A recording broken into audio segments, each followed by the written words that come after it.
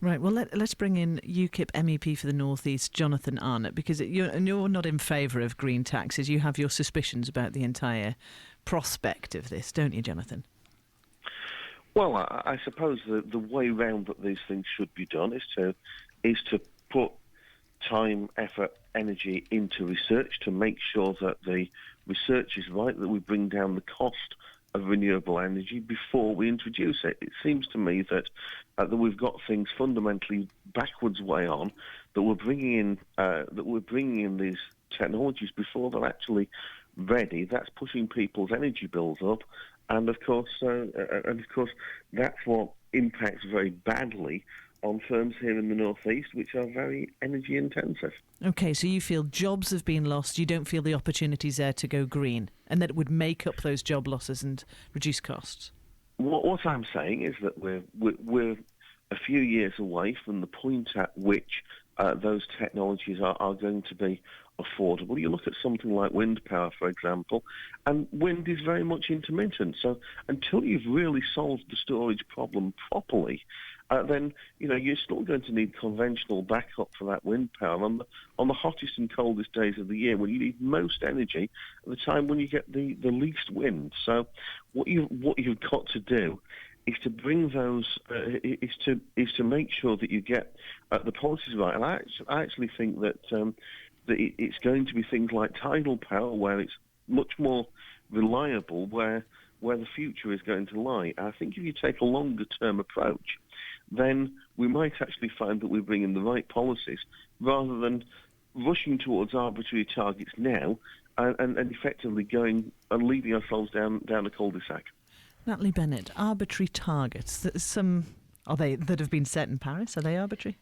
Absolutely not. I mean, what we're looking at in terms of Paris are the targets that we have to reach for our whole future, for our children's future, for the future of the planet. But I think to really tackle some of that, I mean, first of all, what we're talking about are very mature technologies. You look at China last year, 48% of new electricity generation in China installed last year was renewables.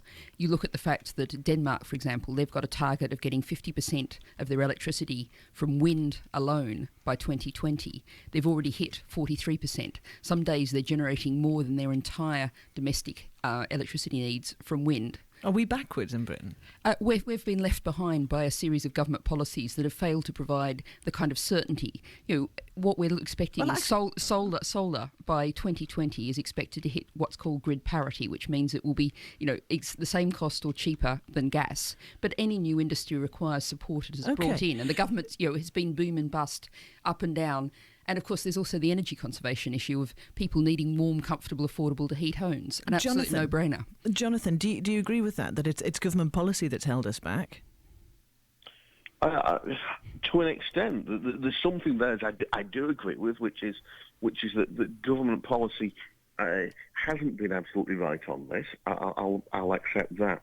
What I think we often see happening, though, is that we're pushing this at a much faster rate than other people. We're bringing in technologies too early. You should be making sure that they're affordable first and then bring them in, rather than do it the other way around. And as Natalie's just said, we're not at that point yet. So we need to be at that point first, because what happens is that you effectively find yourself outsourcing jobs, but also outsourcing carbon, because when those jobs are lost in the UK as a result of these policies, of course, what we then start to see is that they're moving overseas and to countries where there are lower environmental standards than in the UK. So actually, Jonathan, you sound a little bit greener than I think many people would have expected.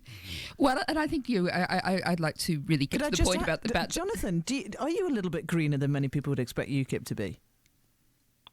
Well, look, I mean, I suppose in some ways, perhaps. I take the view that that there is a long-term reason to be moving towards renewable energies. My problem is with the way that we're doing it, that we're not doing it economically in the right way. And when you do things that way, you actually end up some big inefficiencies. I've seen. We're going to get you an electric car soon, I think, Jonathan. We'll be chasing this one up. Well, look, I drive the most fuel efficient car that I can. I always have done.